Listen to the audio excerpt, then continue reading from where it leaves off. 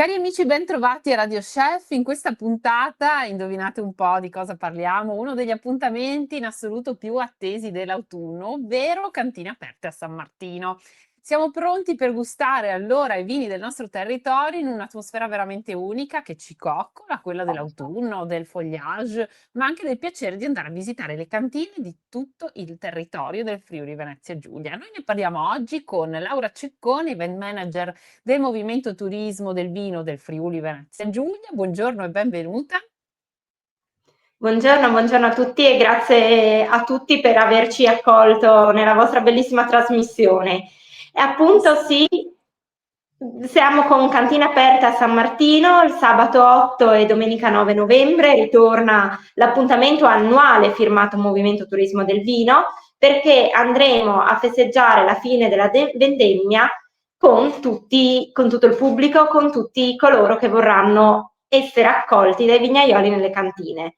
Avremo 40 cantine che aprono i battenti sia con degustazioni di vino ma anche con il connubio con i prodotti stagionali, castagne, zucca e ben altre cose che ad oggi non vi svelo. Quindi abbiamo le cene col vignaiolo e i pranzi col vignaiolo, ma anche per chi vuole una formula un po' più easy ci sono i piatti di cantina aperta a San Martino, quindi il piatto abbinato al vino proposto dal vignaiolo stesso, che ha appena concluso la vendemmia, ricordiamo. Eh sì, perché oltre alla possibilità di assaggiare quindi i vini, farsi raccontare com'è andata la vendemmia di quest'anno, ci sono anche le opportunità di stare a tavola con il vignaiolo, quindi l'enogastronomia declinata proprio per degustare il meglio delle cantine e per le loro proposte nei vari agriturismi, nei ristoranti della regione. È un'opportunità veramente unica per assaggiare questi vini. Ma la cosa bella è che appunto Laura ci ha svelato, si tratta di 40 cantine, voi potete veramente andare a indagare su quali sono, scegliere quelle da visitare. Farvi una piccola mappa, no? Esatto, si trovano in giro per tutta la regione ed oltre, un raggio molto ampio, tutte le locandine che svelano la lista delle 40 cantine. E oltre al nostro sito e ai nostri social dove ci troviamo tutti i programmi perché ogni cantina ha strutturato la propria proposta. Diciamo che San Martino per noi è un momento importante perché, e soprattutto per noi, ma per i vignaioli, perché è il momento in cui il mosto si trasforma in vino.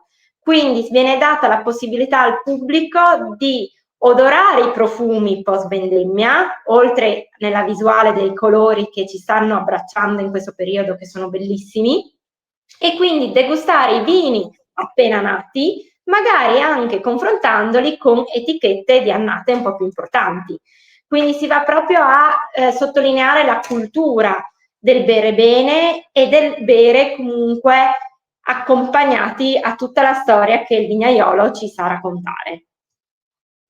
Eh sì, questa è veramente una ricchezza non da poco, proprio per vivere il momento alla grande. E poi non dimenticate che sul sito mtvfriulivg.it, che è il sito del Movimento Turismo del Vino, che poi vi basta digitare Cantine Aperte a San Martino, potete scaricarvi e salvarvi la piantina in PDF con tutte le cantine che potete visitare, divise per provincia, Pordenone, Udine, Gorizia, e scegliere quelle più vicine a voi o l'itinerario che avete scelto. E poi c'è una bellissima mappa, insomma, di produttori con questa bellissima foglia di vite, voi potete sceglierne uno e andare a scoprire che cosa vi offre. Esattamente, come dicevo, ogni cantina ha i propri orari, i propri programmi e soprattutto le proprie modalità di prenotazione. È importante appunto contattare la cantina, prenotarsi in modo da essere abbracciati e accolti nella giusto modo i giorni di San Martino. Esatto, sul sito vi basta andare sulla cantina prescelta, troverete l'orario, l'iniziativa, il costo, tutti i numeri da contattare, poi potrete scegliere quello che vi attrae di più o quello che desiderate provare. Esatto, 1000 alternative potrete trovare in questi programmi come passeggiata tra le vigne, laboratori sensoriali e appunto come dicevamo prima l'accompagnamento tra l'abbinamento vino-cibo ma anche mostre. Ricordiamo anche sempre che Alcune cantine della nostra regione ospitano le vignette di Spirito Divino, quindi fanno parte dell'itinerario transfrontaliero di Enosatira. Quindi ci sono queste vignette, che anche questo potrebbe essere un itinerario carino da seguire, andare a scoprire nelle varie cantine che ospitano queste annate delle vignette, che sono le vincitrici dei 25 anni del concorso di Spirito Divino, che anzi quest'anno ne farà 26, e le trovate proprio nelle cantine aderenti. Quindi è anche un modo di leggere, non solo assaggiare il vino, ma anche vedere la visione di artisti da tutto il mondo proprio sul loro pensiero sull'enologia e la viticoltura. Eh sì, questa è anche una bellissima iniziativa. E allora che aspettate? Andate a visitare il sito, scorrete le varie cantine perché veramente le offerte sono tantissime con gli assaggi dei vini, la possibilità di acquistare i prodotti, l'abbinamento coi salumi piuttosto che un pranzo, una cena, una gita tra i vigneti. Le iniziative sono le mostre, sono veramente moltissime. Sfogliatele, scoprite quello che piace a voi, trovate tutte le informazioni sul sito anche poi per prenotare e costruirvi il vostro San Martino speciale. Esatto, tutto giustissimo. Vi ricordiamo come sempre di anche seguirci sui vari social per restare aggiornati su tutte le nostre iniziative, in modo tale anche da avere magari l'onore di essere tra i primi a conoscere le novità che il Movimento Turismo del Vino crea durante tutto l'anno.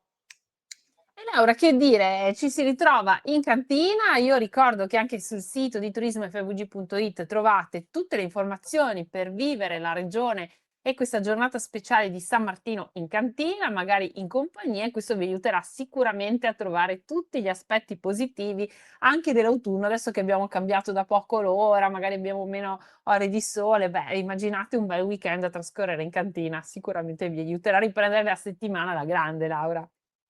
Esatto, appunto, come dicevamo prima, approfittiamo dei colori che ci stanno accompagnando in questa stagione, approfittiamo dei profumi a fine vendemmia, della calma dei vignaioli che hanno appena concluso il periodo clou e sono pronti proprio ad abbracciarvi, a far conoscere quello che è stato fino ad oggi e quello che sarà prossimamente, adesso che inizia l'anno proprio dell'agricoltura, per poi andare a scoprire i prodotti prossimamente. È vero, andate ad ascoltare queste storie bellissime che si nascondono dietro ogni calice di vino. Grazie Laura Ceccone per essere stata con noi e ricordo che trovate tutto sul sito del Movimento Turismo del Vino del Friuli Venezia Giulia su turismofvg.it e noi ci ritroviamo giovedì prossimo per altre proposte e itinerari e ovviamente in cantina. Ciao Laura, grazie. Grazie a voi, buona giornata.